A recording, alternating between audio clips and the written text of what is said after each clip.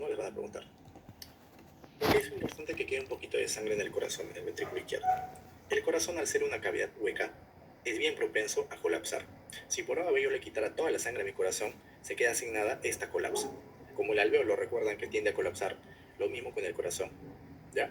O sea, que siempre tiene que quedar al menos un poco de sangre para que el corazón no colapse, porque al final es un hueco, es una cavidad hueca. ¿Ya? Y ese es el volumen telesistólico. El volumen telesistólico, por ende, es la cantidad de sangre que queda después de la eyección.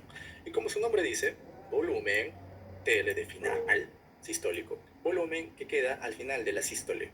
¿Y por qué la sístole? Porque inmediatamente el corazón, después de haber botado su sangre y quedarse con este pequeño remanente de sangre, inmediatamente después se relaja.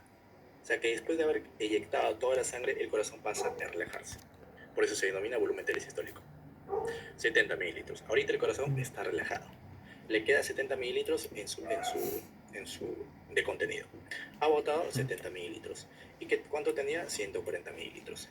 ¿Ya? Hasta ahí. Ahora, como yo les comentaba y les decía, ¿saben qué? Yo de repente ahorita estoy botando 75 mililitros, de repente 80, Juanito 60, 50. O sea, el volumen sistólico, yo no puedo decir que este paciente debe botar 70 mililitros porque quizás para él no aplica.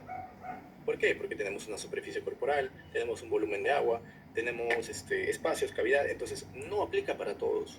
O sea, este es un valor teórico. Por ende, ¿cuál es un valor un poquito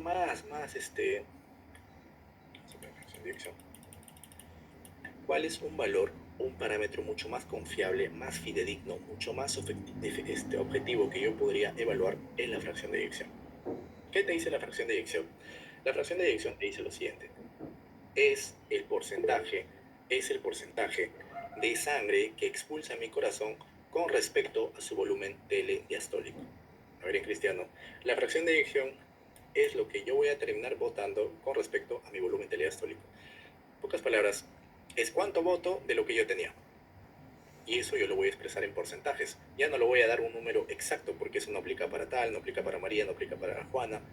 Yo le voy a poner en porcentajes. ¿Qué quiere decir? Si se dan cuenta, de 140 mililitros, yo he botado 70 mililitros. 70 mililitros es la mitad de 140 mililitros. ¿Qué quiere decir? Que mi corazón, en situaciones fisiológicas, debe botar al menos el 50% o más de lo que le llega. En situaciones fisiológicas, mi corazón debería ser capaz de botar al menos el 50% o más de lo que le llega. ¿Cumple? A ver, si yo tenía 140 mililitros y he botado 70 mililitros, ¿he botado el 50% de lo que tenía? Sí. Esa es la fracción de eyección. ¿Cuánto porcentaje yo voto con respecto a lo que yo tenía? Si yo tenía 100 mililitros acá y he botado 50 mililitros, ¿cuánto va a ser mi fracción de eyección? 50%, porque si he botado 50 mililitros de los 100 que tenía, he botado el 50%. Y esto es un parámetro más fidedigno. Entonces, lo que te quiere decir la fracción de eyección es, a ver, el corazón en situaciones fisiológicas o la chamba del corazón es que al menos bote el 50% de todo lo que le llega. Oye, pero si tengo 5 litros, no importa, el corazón lo tiene que botar, lo tiene que hacer, porque es un corazón apto, suficiente, es un corazón fuerte, es un corazón sano. Así que el corazón sano, fisiológico, el corazón apto, el corazón totalmente programado para eso, debe ser capaz de botar al menos el 50% de lo que le llega. Y si por ejemplo yo voto menos del 50%, o ya no importa, menos del 40% de lo que me llega, ¿cómo le llamamos ese corazón? A ese corazón es un insuficiente. El corazón sano debe botarte al menos más del 50% de lo que le llega. Y el corazón insuficiente es el corazón que no sirve. Es el corazón que no me da para nada. Es un corazón que bota menos del 40% de lo que le llega. Ese es un corazón insuficiente. Esa es la definición de insuficiencia cardíaca de acuerdo a la fracción de eyección. Insuficiencia cardíaca, de acuerdo a la fracción de eyección, yo la denomino o yo la defino cuando tengo una fracción de eyección menos del 40%. ¿Por qué? Porque ese corazón está insuficiente, no sirve, no bota lo que debería botar, que es al menos el 50%, ¿no? Por todo lo que les he explicado, este concepto fisiológico lo estamos llevando a la parte patológica, que es la insuficiencia. van a encontrar múltiples clasificaciones de insuficiencia cardíaca: izquierda, derecha, con fracción de eyección, aguda, crónica, en sístole, en diástole, izquierda, derecha, pero la que más se utiliza es la fracción de eyección, para que nosotros digamos que es un corazón insuficiente. Imagínense lo siguiente. ¿Y por qué es importante esto de la fracción de eyección? Imagínense que yo, digamos, solamente tengo 100 mililitros de volumen telediastólico y boto 50 mililitros. A diferencia de Juan, que le llegan 140 mililitros de volumen telediastólico y él sí bota, no sé, 70. Yo voto menos, pero mi corazón es insuficiente. No, porque al menos está botando el 50%. Pero él vota 70. Su corazón es insuficiente, tampoco, porque al menos está botando el 50%. Pero si se dan cuenta, él tiene más volumen sistólico que yo. Pero si yo quisiera agarrar este volumen nada más de 70, no, ¿sabes qué? Brian tiene 50 mililitros, no se está botando. No, tiene un volumen sistólico bajo. Debe ser insuficiente. Por eso que la fracción de eyección es un parámetro más objetivo que nos permite evaluar de acuerdo a cada paciente. ¿Ya? Perfecto. Entonces la fracción de eyección, nuevamente, es la cantidad de sangre que yo boto en porcentajes de acuerdo a lo que yo tenía. Entonces, en fórmula, ¿cómo sale? En fórmula sale lo siguiente. Si yo, por ejemplo, vamos a utilizar la calculadora para eso. Si yo, no sé, pongo 125 mililitros que le llega a mi corazón y yo boto, digamos, no sé, 60, no, 75 mililitros. Yo hago la división, 75 entre 125, y me sale 0.6. Esto, si lo llevo a porcentajes, vendría a ser 60%. O sea que la fracción de eyección de este paciente X, que le he puesto un número cualquiera, es 60%. Por ende, es un corazón sano. A diferencia que yo le pongo, no sé, un paciente con 150 mililitros de volumen telediastólico y que su volumen sistólico es, no sé, ponle 60. Si hago la división, 150, sale 0.4. Ya no sé, le pongo acá 59 para que salga, no sé, 0.39. Esto es, digamos, el 39%. Este es un corazón insuficiente, si se dan cuenta. ¿Ya? Porque acá tenía 150 mililitros y solo botó 60, es menos de la mitad. Brian, Este es un corazón sano. Dime. una consulta. Ahí hicieron una pregunta en el chat para que lo chequees, por favor. Ya, ahorita lo veo, ahorita lo termino esto y lo veo. Entonces, este es un corazón insuficiente, menos del 40%, menos del 50%, menos del 40%, perdón, y este es un corazón suficiente. ¿Qué quiere decir? ¿Cuál es la fórmula de la fracción de eyección con lo que acabamos de hacer? La fórmula es la siguiente: el volumen telediastólico abajo y arriba el volumen sistólico. Yo sé que por ahí les han dicho volumen telediastólico menos volumen telesistólico entre volumen telediastólico. Es lo mismo, no se complica la vida. Volumen sistólico entre volumen telediastólico es lo mismo. ¿Por qué? El volumen telediastólico menos el volumen sistólico no es el volumen sistólico. El volumen telediastólico menos el volumen telesistólico, ¿acaso no es el volumen sistólico? Ahora vamos a ver. Si el volumen telediastólico es 100 y mi volumen telesistólico es 50, si yo resto, ¿cuánto será acá? 50, ¿no? Es lo mismo. O sea, no se compliquen la vida. Yo sé que esta fórmula es más extensa, pero es lo mismo que decir que el volumen sistólico entre el volumen telediastólico es la fracción de eyección. Es la fracción de eyección. Si le quieren traquear, le van a poner esto arriba, pero igual, el volumen sistólico entre el volumen telediastólico es la fracción de eyección. Ahí sí tienen que jugar un poquito ya con los números. Cuando piden una pregunta así para calcular, ya no creo que lo ponga. Estaba fácil, solamente tenían que calcularlo de esta manera, porque algunos querían el volumen telediastólico y sistólico, pero no, solamente les dio el sistólico. Así que la fracción de eyección es el volumen sistólico entre el volumen telediastólico, y esto tiene que ser mayor o igual a 50% para que yo diga que estoy ante un corazón sano. Si es menos de 40, es un corazón insuficiente. Oye, y entre 40 y 50, bueno, el CTO lo menciona como indeterminado, ¿ya? Así que se tienen que hacer otras pruebas, de repente el paciente entonces a eso no vamos a entrar en ese mundo, es indeterminado, ¿ya? A ver, ¿qué cosa me preguntan? ¿Qué dice?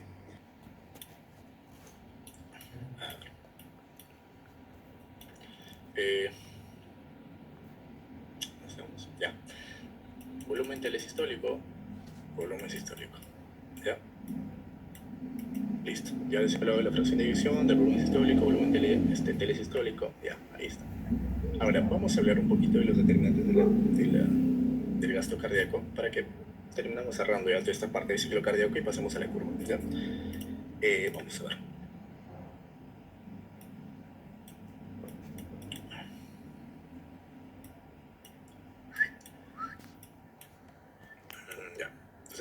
izquierdo, aurícula izquierda, ¿no? Ya. Yo les hablaba de la precarga, ¿no? Les decía, la precarga es todo lo que le llega a la aurícula izquierda, a la aurícula derecha, e inevitablemente va a terminar llegando al ventrículo izquierdo. O sea que la precarga es igual al volumen telediastólico. Y les decía también, bueno, en la fracción de eyección es el porcentaje que tiene que botar mi ventrículo izquierdo de todo lo que tiene que ser al menos el 50%. Y les pongo un caso hipotético y bien exagerado. ¿Qué pasa? Oye, pero ¿qué pasa si a mi corazón le llegan 5 litros de agua? Exagerado, les estoy poniendo un caso bien exagerado, pero para que lo entendamos. ¿Qué tiene que hacer tu corazón? Al menos botar 2.5 litros. ¿Qué? O sea, ¿mi corazón tiene que botar al menos 2.5 litros? Sí. Si tu corazón está sano, debería ser capaz de hacerlo. ¿Y cómo lo hace? O sea, que aumenta su fuerza, ya. Entonces, ahí interviene la famosa ley de Frank Starling. Pregunta repetida, al menos en los teóricos. Frank Starling. ¿Qué te dice Frank Starling? Te dice lo siguiente. A ver, si a tu corazón le termina de llegar más volumen, ¿qué va a ocurrir con la pared del ventrículo? Se va a terminar de distender más, ¿no? El ventrículo se distiende más porque le está llegando más volumen, se distiende más. ¿Y qué va a ocurrir cuando se distiende más? Como el ventrículo se distiende más, lo que ocurre es que las fibras miocárdicas coaptan mejor entre sí. O sea que las fibras miocárdicas se unen mejor entre sí. Eso es lo que dice la teoría. O sea que cuando tú distiendes el ventrículo, las fibras cardíacas se unen mejor, en pocas palabras. O sea, tienen mejor organización, pero se organizan de mejor manera. ¿Y qué hace o qué ocurre cuando las fibras se organizan de mejor manera, coaptan mejor, hay más calcio? Va a haber una mayor fuerza de contracción.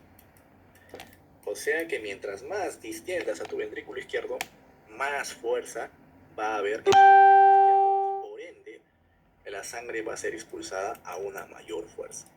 Y esto permite que mi corazón sano bote lo que tenga que botar, así tú le pongas todo el volumen del mundo. O sea que si yo le pongo 5 litros de agua a mi corazón va a terminar de distenderse todo lo que pueda y mediante Frank Starling va a terminar botando los 2.5 litros por el mecanismo que les acabo de comentar.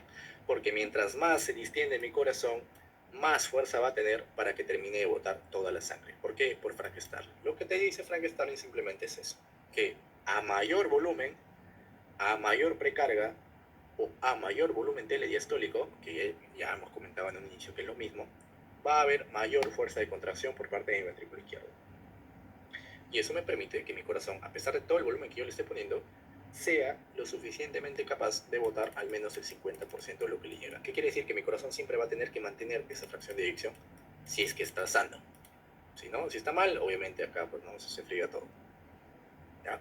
Eso es Frank Starling. Y Frank Starling, por ende, explica o interviene bastante en lo que es la precarga. Alternativa que vino bastante en una pregunta de seminario 1. La precarga o el Frank Starling es una propiedad que explica o que trata de intervenir en mecanismos de la precarga, porque obviamente la precarga es el volumen telediastólico. Precarga, Frank Starling, volumen telediastólico son hermanitos, pues, ¿no? El Frank Starling explica algunos mecanismos compensatorios de la precarga, por lo que les estoy comentando acá. ¿Ya? Ok. Vamos a la clínica. ¿Qué ocurre en un paciente con insuficiencia cardíaca?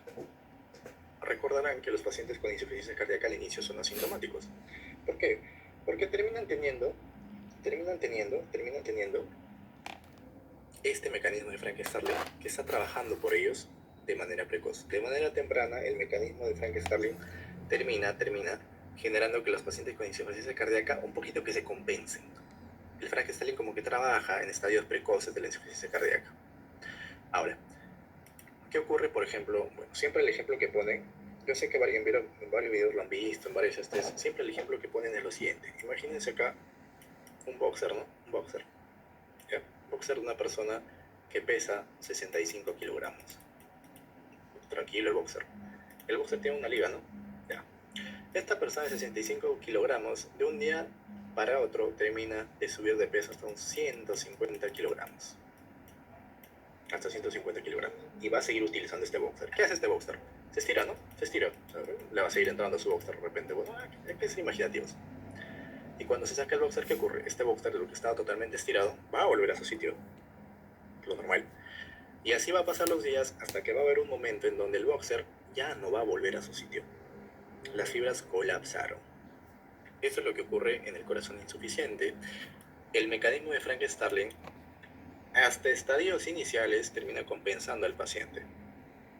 Hasta estadios iniciales. Pero hay un momento en donde ya el corazón se distiende tanto que se queda ahí, distendido, porque hasta que llega tan harto volumen hasta que llena, etc. Esa es la razón por la cual los corazones de los pacientes con insuficiencia, imagínense que este es un ventrículo izquierdo y esta es la válvula aórtica, ¿no? O bueno, la aorta. ¿Qué les había comentado? Que la poscarga igual, de manera práctica, todo lo que les estoy comentando es de manera práctica, porque tienen otras definiciones que se van a confundir más, no queremos ahora hacer eso, pero son definiciones prácticas que sirven bastante. La poscarga es toda la fuerza que se opone a que el ventrículo izquierdo bombee su sangre. La poscarga es esa fuerza que se opone a que el ventrículo izquierdo bombee su sangre. A ver cómo. Si imagínense que yo pongo un chicle acá, un pedazo de piedra, cemento, lo que sea, acá en la válvula aórtica. Es una obstrucción a la salida de la sangre, ¿no? Del ventrículo izquierdo. ¿Qué quiere decir? Que estoy aumentando la poscarga al ventrículo izquierdo. Cualquier obstrucción que yo le ponga a mi ventrículo izquierdo es un aumento inevitable de la poscarga, porque la poscarga es toda la fuerza que se opone a que el ventrículo izquierdo termine de expulsar su sangre. ¿Ya? Entonces, eso es lo que ocurre. Situaciones en donde hay una obstrucción a la salida de la aorta, a ver, dame ejemplos, estenosis aórtica, en donde hay una disminución del calibre, del diámetro de la aorta. Por ejemplo, las calcificaciones seniles, ¿no? Propias de la edad, estenosis aórtica, calcificaciones seniles, cualquier cosa que obstruya la salida de en los neonatos, ¿no? Las estenosis pulmonares en la parte del ventrículo derecho, cualquier cosa que termine de evitar o cualquier cosa que aumente la dificultad para que la sangre salga a través de mi ventrículo izquierdo a través de mi válvula aórtica, aumenta la poscarga. ¿Y qué les había comentado? Primero, que si es que yo tengo una fuerza que se opone a que mi ventrículo izquierdo bote su sangre, el ventrículo izquierdo siempre va a terminar de buscar la manera, de botar su sangre. En este caso, si hay un aumento en la poscarga, ¿cómo hago yo para que mi ventrículo izquierdo pueda botar su sangre? Yo no me puedo quedar encharcado, porque si me quedo encharcado de sangre en mi ventrículo izquierdo, se termina generando todo un proceso de edema de pulmón, aumento de la presión capilar pulmonar, etc. No, yo no puedo, mi ventrículo izquierdo sí o sí tiene que botarlo. ¿Qué hace el corazón, por ejemplo, para ese tipo de situaciones? Bueno, el corazón lo que hace es, ¿sabes qué? Si tú me estás oponiendo a mi salida, yo lo que voy a hacer es aumentar mi fuerza. Voy a aumentar mi fuerza. ¿Y cómo hago ese aumento de fuerza? Me hipertrofio. Agarro más músculo, me pongo chapado y voy a terminar de botar o voy a terminar de vencer la fuerza que tú me estás poniendo. Así que un mecanismo compensatorio del ventrículo izquierdo es hacer hipertrofia frente a situaciones como estas que les estoy mencionando. Esto lo explica la famosa ley de Laplace. Ley de Laplace es una fórmula, es una ecuación que interviene en varias variables en realidad, pero Laplace lo que te dice es lo siguiente: si tú le aumentas la poscarga a mi corazón, yo voy a responder haciendo hipertrofia ventricular, para así aumentar la fuerza de contracción y terminar de botar toda la sangre a través del aorta. Eso es lo que te dice Laplace. Por ende, así como Frank Starling explicaba precarga, por lo que les he comentado, Laplace explica poscarga. Así, son así, simplemente. Laplace es para poscarga, Frank Starling es para precarga. Ahora, recuerden que les había comentado al inicio un concepto importante sobre las arterias, de la resistencia y todo eso, que estar hablando de ese pata también interviene acá. Recuerden que los pacientes con hipertensión arterial de larga data, ¿qué terminan haciendo? Terminan haciendo hipertrofia ventricular. ¿Por qué? Porque aumenta la resistencia, ya no voy a volver a repetir ese concepto que les había comentado, y esta toda la resistencia que termina de generar aumenta la poscarga. ¿Por qué? El aumento de la resistencia obviamente también es un impedimento para que mi ventrículo izquierdo pueda botar su sangre, y por ende la hipertensión arterial aumenta la poscarga, y ocurrirá lo mismo que ocurre acá. El corazón se tiene que hacer hipertrofia, tiene que ocurrir lo siguiente, etc. Hipertensión arterial, estenosis aórtica, calcificaciones, cualquier cosa que las estenosis aórticas, la coartación de aorta, por ejemplo, ese tipo de situaciones terminan aumentando la poscarga de mi corazón, y mi corazón responde siempre haciendo hipertrofia. Listo. Ordenándonos. Ya por último, hablamos del gasto cardíaco. El gasto cardíaco, recuerden que es la cantidad de sangre que el corazón expulsa en un minuto. ¿Y cómo lo hallo? Bueno, si quiero hallar el gasto cardíaco, entonces tendría que primero saber cuánto expulsa el corazón por latido. ¿Cómo se denomina eso? Volumen sistólico. El volumen sistólico es la cantidad de sangre que yo boto por latido. Y para poder yo sacar la cantidad de veces que mi corazón, o cuánta sangre bota mi corazón en un minuto, ¿con qué debería multiplicarlo? Con la frecuencia cardíaca, que es la cantidad de veces que late mi corazón en un minuto. Por ende, el gasto cardíaco es la multiplicación del volumen sistólico por la frecuencia cardíaca. Y acá, en el volumen sistólico, están los famosos determinantes del gasto cardíaco, que no son más que lo que ya hemos hablado. Precarga, poscarga y una más que es la contractibilidad. ¿Ya? Son los tres. La precarga, recuerden, Frank Starling. Poscarga, recuerden, Laplace. Y la contractibilidad no tiene ninguna ley, no es tan importante, no se menciona mucho. Y la frecuencia cardíaca. Eso es el gasto cardíaco, la cantidad de veces o de cuánta sangre bota el corazón en un minuto. ¿Ya? Y es esto de acá que ya hemos hablado. Listo. Entonces, por último, ya la última. Si yo les pongo lo siguiente, si yo aumento mi precarga, ¿qué va a ocurrir con mi volumen sistólico? ¿O qué va a ocurrir con mi gasto cardíaco? Bueno, si yo aumento la precarga, voy a terminar de mandar más sangre al corazón. Y el corazón va a terminar. Chicos, Dios. Ya. Si yo aumento la precarga, ¿qué ocurre con el volumen sistólico con el gasto cardíaco? Al aumentar la precarga, llega más sangre al corazón. Y como yo tengo más sangre en mi corazón, con cada latido voy a terminar de botar más. O sea, que un aumento de la precarga aumenta el volumen sistólico. Y obviamente si aumenta el volumen sistólico, aumenta el gasto cardíaco. Diferente de la poscarga. En la poscarga, y si yo aumento la poscarga, aumento la fuerza que se opone a la contracción, o bueno, a la salida de sangre del ventrículo izquierdo, y por ende disminuye el volumen sistólico y disminuye el gasto cardíaco. Y es cuestión de jugar nada más con lo que hemos hablado, pues. Listo, terminamos. Parte del volumen TL sistólico. ¿Ya? Entonces, vamos al inicio de la curva. ¿Cómo inicia la curva? De la siguiente manera. ¿Ya? Acá está la barriga, o la aorta, y acá está el ventrículo izquierdo, ¿no? El ventrículo se ha contraído y ahora está relajado. Ha terminado de botar toda su sangre, eyección, y ahora está completamente relajado con un pequeño volumen que le queda en él. ¿Cómo se denomina? Volumen telesistólico. Ahí empieza esta curva. La curva empieza cuando el ventrículo izquierdo ya se ha contraído y se está quedando con un pequeño volumen dentro de él, que es el volumen telesistólico. ¿Cuánto más o menos es el volumen telesistólico? Bueno, la curva acá en esta curva está jugando con 120. ¿Ya? Está jugando con 120. Vamos a ver. Entonces, esta curva, obviamente los valores varían, pues no te digas 50, te los tienen que poner, obviamente. Más o menos acá te está poniendo que el volumen telesistólico es 50 mililitros. Es 50 mililitros. Acá empieza la curva. Los volúmenes no nos importan mucho ahora, ya después cuando los veamos, ahorita no. Entonces, la curva empieza cuando el ventrículo está relajado, y está relajado porque ya terminó de botar toda su sangre, y está con un pequeño volumen que es el volumen telesistólico, que en este caso sería 50 mililitros. Entonces, mientras más volumen tenga yo, la curva se irá más para allá, o el gráfico se va a ir más para allá. Y mientras más presión ejerza yo, va a haber más presión para arriba. Pues no, obviamente, esto es presión y esto es volumen, por eso la curva se denomina curva presión-volumen. Entonces, miren, una vez que mi ventrículo está relajado, está con el volumen telesistólico, ¿qué ocurre? Se empiezan a abrir las válvulas. La válvula mitral se abre. La válvula mitral se abre ¿para qué? Está mi ventrículo. La válvula mitral se abre para que toda la sangre empiece a llenar a mi ventrículo. Desde 50, obviamente, porque mi ventrículo, recuerden que tenía un pequeño volumen acá, ¿no? Listo. Entonces, miren, si se dan cuenta, el ventrículo se está llenando. ¿Cómo se denomina eso? Periodo de llenado, ¿no? Periodo de llenado que tiene un llenado rápido y una contracción auricular. Listo. Acá, ¿qué ocurre? Más o menos, ¿hasta qué volumen se llena? Acá el gráfico lo 40. Entonces, más o menos, acá el gráfico te pone que el ventrículo se llena hasta 120 mililitros.